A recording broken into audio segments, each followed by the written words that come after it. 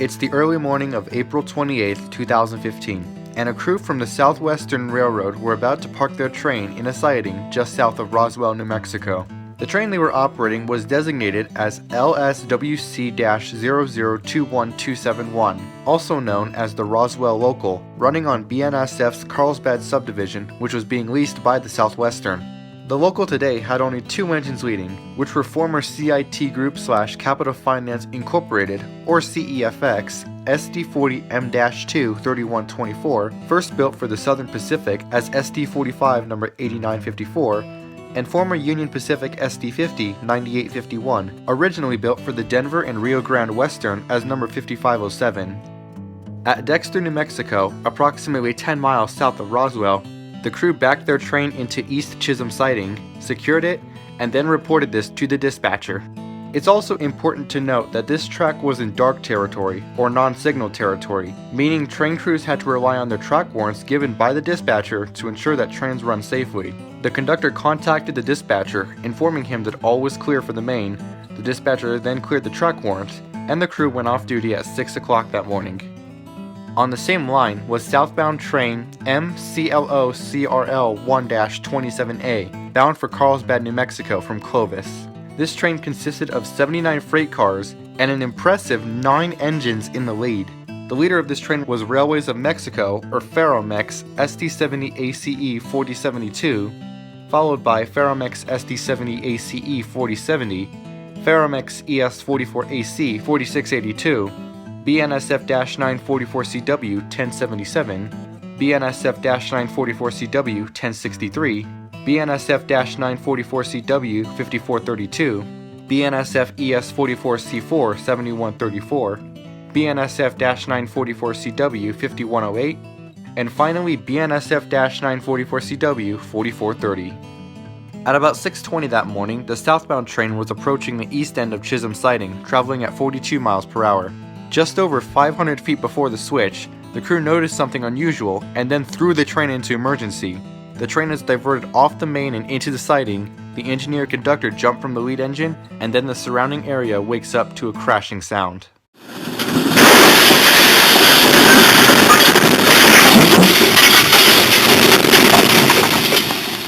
The southbound train collides with the local at 6:23 a.m., traveling at 32 miles per hour. Some of the locomotives jackknifed and made a zigzag shape, while one began to leak fuel. Adjacent State Highway 2 was also closed by state police between Darby Road and Orchard Park Road. Some of the freight cars of the local smashed through the cab of the SD50 as that train was pushed back 200 feet from the impact. The conductor of the southbound train suffered serious injuries after jumping and was flown by helicopter to a hospital in Lubbock, Texas. But the engineer, 48-year-old Jesse Coburn, unfortunately lost his life after jumping from the lead engine. The NTSB soon launched an investigation into the wreck, with New Mexico State Police taking charge.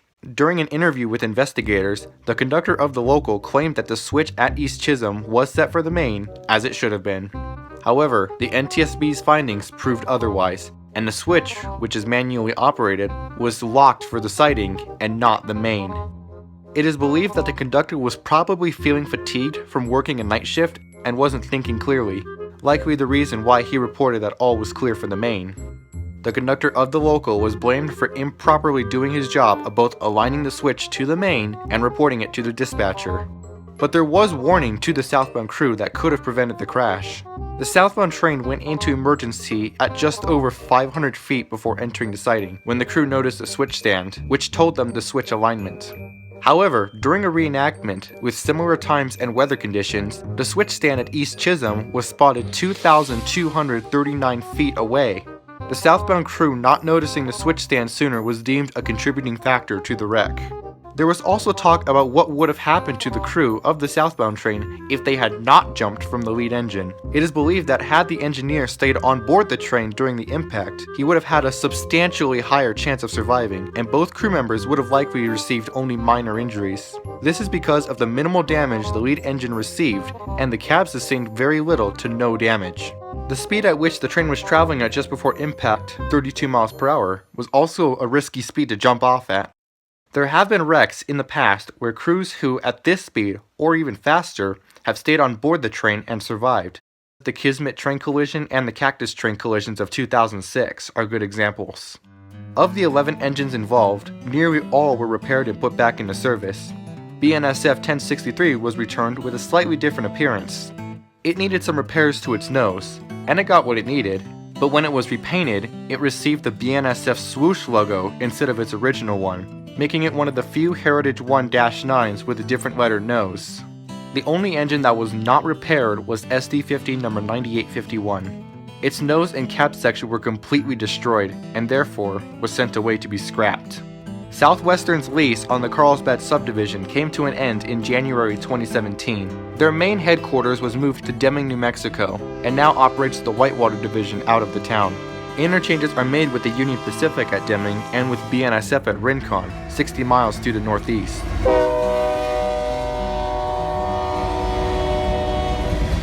This certainly wasn't the first time a misaligned switch has caused a fatal wreck. Other examples of this include Robinson, New Mexico, when the Santa Fe's chief passenger train collided into a parked mail train. One of the most recent incidents was at Case, South Carolina, when Amtrak Train 91 crashed into a parked CSX auto rack. With all these fatal accidents involving such a simple mistake, one can only ask, will we ever see the end of this simple but deadly mistake?